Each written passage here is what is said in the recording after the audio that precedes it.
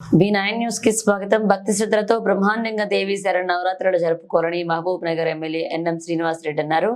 ఆదివారం నాడు మహబూబ్ నగర్ జిల్లా కేంద్రంలోని ఆర్య సమాజ్ భవన్ లో నిర్వహించిన దసరా ఉత్సవ కమిటీ సమావేశానికి ఆయన ముఖ్య అతిథిగా పాల్గొని మాట్లాడుతూ రానున్న దేవి శరన్నవరాత్రులను ఎంతో వైభవంగా భక్తి శ్రద్ధలతో నిర్వహించుకోవాలన్నారు.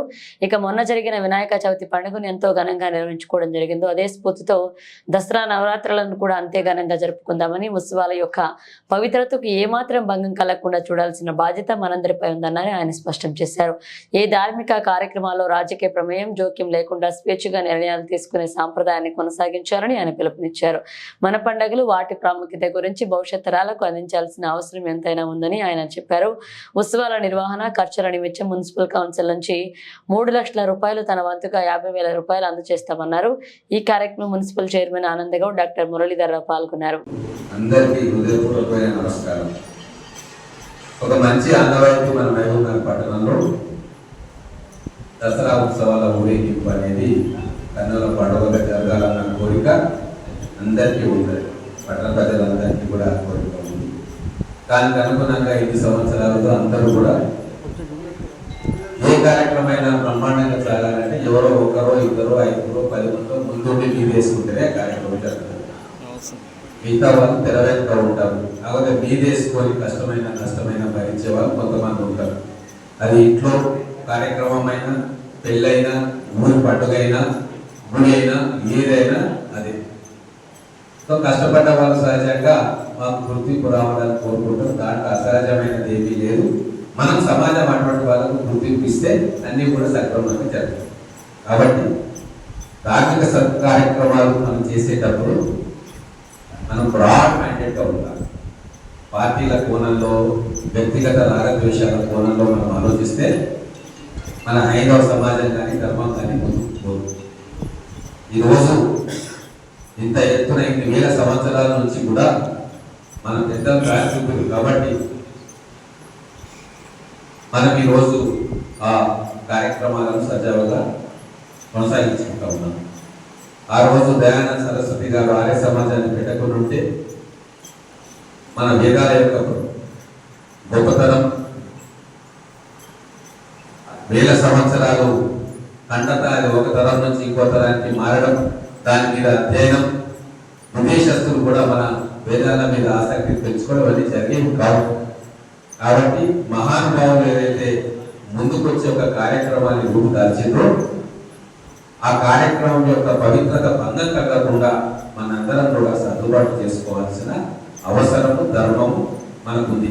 కాబట్టి ఆ ప్రకారంగానే మన పట్టణ ప్రజలు పోతా ఉన్నారు. పెద్దలందరూ సహకరిస్తూ ఉన్నారు. దీంట్లో యాక్చువల్గా ఇక్కడ 2-3 అంశాలు నేను అడగాలి కాబట్టి అడుగుతా ఉన్నా. మనకు మొత్తం ఎంత ఖర్చు అవుతుంది? కోశాధికారి గారు 5 lakhs కంఫర్టబుల్గా జరుగుతుంది, ఏమి ఇబ్బంది లేకుండా. కోశాధికారికి ఎక్కువ చూస్తుంది ఎంత? 5 లక్షలు. అయితే దీంట్లో మళ్ళా మున్సిపల్ కౌన్సిల్ పెట్టి ఒక 3 లక్షలు తీర్మానం పెట్టించారు. మిగతా 2 లక్షలు మన అందరం కలుసుకొని వేసుకుందాం. నా వంతుగా నేను ఒక 50,000 రూపీస్ ఈ కార్యక్రమం. సో మిగతా కూడా అందరూ ఉండరు. సేఫ్ పెద్ద సేఫ్ కనబడుతున్నారు. ఇక లిబరల్ గా ఇచ్చి కంఫర్టబుల్ గా మనం చేసుకున్నాం. Very good. ఇంకెవరైనా ఉంటే మీరు ముందు మాట్లాడారు.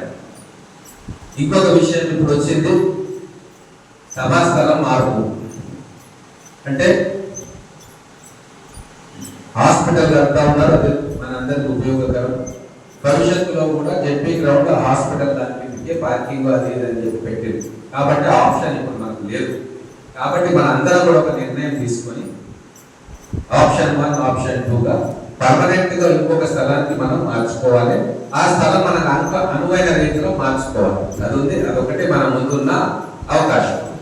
కాబట్టి ఇప్పుడు అందరూ కూడా కూర్చొని జూనియర్ కాలేజ్ అయితే బాగుంటుంది అన్న ఆలోచనకు వచ్చింది. సరే, అది అందరి అభిప్రాయం, మెజారిటీ అభిప్రాయం అయితే దాన్నే మనం ఆమోదించుకొని ఇమ్మీడియట్ గా ఉత్సవ కమిటీ తరఫున కలెక్టర్ గారికి లెటర్ పెట్టండి, ఎస్పీ గారికి లెటర్ పెట్టండి. భద్రతా కారణాల దృష్ట్యా ఎస్పీ గారి పర్మిషన్ ఇవ్వాలి.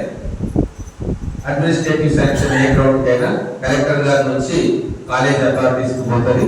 మనకు టైం ఉంది కాబట్టి ఇమీడియట్ గా ఆ ప్రక్రియ మొదలు పెడతాం. తర్వాత ఇప్పుడు ఒక స్టేజ్ కూడా నిర్మాణం చేసుకోవాల్సి వస్తుంది. ఆ స్టేజ్ కూడా గట్టిగా ఒక 5 మంది 10 మంది 20 మంది కూర్చున్నా కూడా ఏమి ఇబ్బంది లేకుండా ఉండేటట్టుగా గట్టిగా చేసుకోవాలి. అందుకే అంటున్నాను. అందుకే మనకు 5 లక్షల వరకు మనం 6-7 లక్షలకు ప్లాన్ చేసుకోవాలి. ఎంత సైడ్ కదా చూడండి. మీరందరూ కమిటీ సభ్యులు పోయి అనుభవం ఉన్నోళ్ళు పోయి ఎట్లా చేయాలి, బాణసంచ ఎక్కడ పెట్టుకోవాలి, పబ్లిక్ ఎక్కడ వస్తారు, విఐపీలు ఎక్కడ నుంచి రావాలి, వాళ్ళ వెహికల్స్ అయిపోగానే పబ్లిక్ బయటకు వెళ్ళిపోతారు ఒకటేసారి. దానికి ఏదైనా మంచినీళ్ళు ఏదైనా ఉంటే ఫైర్ యాక్సిడెంట్ జరగకుండా safety precautions, fire safety precautions, fire engine పెట్టుకోవడము, ఇవన్నీ కూడా ఏర్పాట్లలో భాగం ఉన్నాయి. మీరంతా వీలైనన్ని ప్రికాషన్స్ తీసుకోండి. అడ్మినిస్ట్రేషన్ పరంగా ఏమన్నా హెల్ప్ కావాలంటే నాకు చెప్తే నేను కన్సర్న్ డిపార్ట్మెంట్ ఫోన్ చేస్తాను. తర్వాత ఇంకొక విషయం ఏంటంటే ఆహ్వాన పత్రాలు ముద్రిస్తూ ఉన్నారు. మనం ఎప్పుడు కూడా లీడర్షిప్ రోల్లో ఉండాలి. మహబూబ్ నగర్ పట్టణం, మహబూబ్ నగర్ అంటే ఇప్పుడు చిన్నగా అయింది కానీ జిల్లా వ్యాప్తంగా కూడా మనం లీడర్షిప్ రోల్